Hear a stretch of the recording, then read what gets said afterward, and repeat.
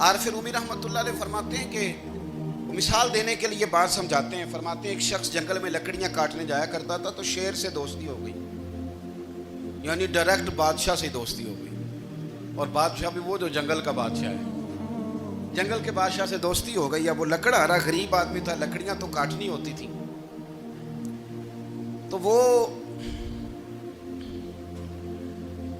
جنگل کا بادشاہ اعلان کر دیتا جانوروں کو کہ میرا دوست آیا, ایک تو کوئی تنگ نہ کرے, اور دوسرا یہ کہ سب لوگ مل کے اس کے ساتھ تعاون کریں. کبھی کوئی جانور لکڑیاں اکٹھی کراتا, کبھی کوئی اپنی پشت پہ گدھا, بیل, گھوڑا, خچر رکھ کے وہ لکڑیاں باہر چھوڑنے آتا. تو اب اس کی بڑی دھوم مچ گئی جنگل کے اندر. لکڑہارا مزدور تھا, وہ بادشاہ سے دوستی کر کے بادشاہ ہی بن گیا. وہ گھر آ کے نا بیوی کو اکثر بتاتا کہ میرا ایک دوست ہے, میں جاتا ہوں تو ساری پہلے ہی مخلوق کھڑی ہوتی ہے میرے استقبال کے لیے. دوستی جو بڑے سے ہو گئی ہے. بنا ہے شاہ کا مصاحب تو پھر یہ ہے اتراتا, وگرنہ شہر میں غالب کی آبرو کیا ہے. ہمیں تو پوچھتا ہی کوئی نہیں, یہ تو بنا ہے شاہ کا مصاحب تو پھر یہ ہے اتراتا, وگرنہ شہر میں غالب کی آبرو کیا ہے.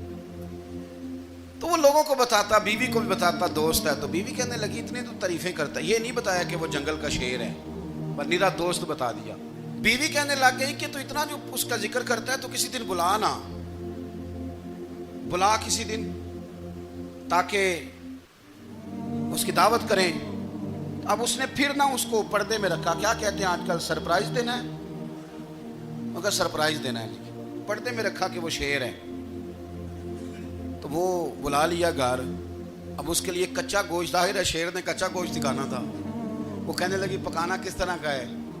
وہ کہنے لگا جب وہ آئے گا پھر بتاؤں گا. اب وہ کچا گوشت 2-3 بکرے ذبح کر کے ڈال دیے.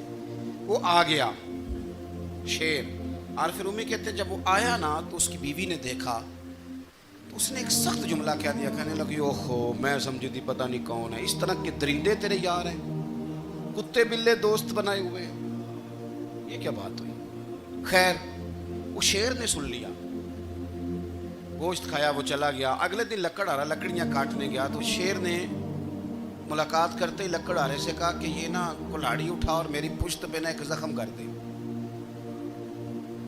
اس نے کہا نہیں میں یہ کام نہیں کرتا, تو میرا دوست ہے. اس نے کہا سن بھائی, میں نے پیار سے کہا ہے تو مان جا, ورنہ میں ہوں شیر, میں نے تجھ سے منوا ہی لینا ہے, میں کو تکلیف دوں گا مناسب نہیں, دکار.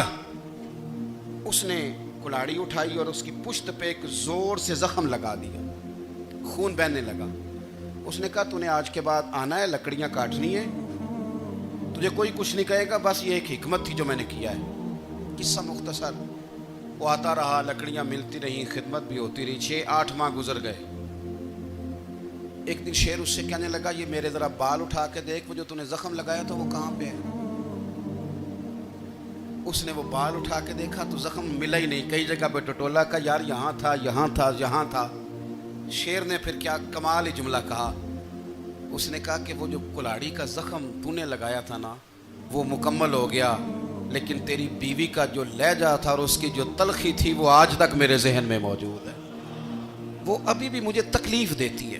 وہ بات سوچتا ہوں مجھے اس نے درندہ کہا, اس نے میرے بارے میں اتنے کچے اور کمزور اور سخت جملے کہے, تو وہ بات مجھے بھولتی, وہ آج بھی میرے ذہن میں اسی طرح گونجتی ہے. تلخ جملے جو اس نے کہے اور خوفناک جو انداز اس نے اختیار کیا, وہ بات مجھے کبھی بھی بھولتی. تو آپ کے لفظ لوگوں کو بھول جاتے ہیں, پر لہجہ یاد رہتا ہے اگر ہم اپنے لہجے پر تھوڑی توجہ ہی کر لیں. کچھ لوگ کہتے ہیں جی میرا جی روٹین ہی یہ ہے بات کرنے کی. تو یہ یاد رکھنا کسی وقت ایسا بھی ہوتا ہے کہ شیر کو سوا شیر مل جاتا ہے. پھر ایسا نہ ہو کہ آپ کی تلخی کی جواب میں کوئی اس طرح کی تلخی ہو کہ پھر آپ اس کو کبھی بھلا نہ سکیں. ہمارے ہاں نا یہ دور تیزیاں دکھانے کا دور ہے. کچھ لوگ ضرورت سے زیادہ تیزی دکھانے کی کوشش کرتے ہیں. ان بیچاروں کا کبھی کبھی اتنا سخت نقصان ہوتا ہے کہ ان کو ان سے بھی کئی گنا تیز بندہ مل جاتا ہے. وہ کسی ایسی جگہ جا کے بیچارے الجھ جاتے ہیں جہاں سے واپسی کا راستہ نظر نہیں آتا.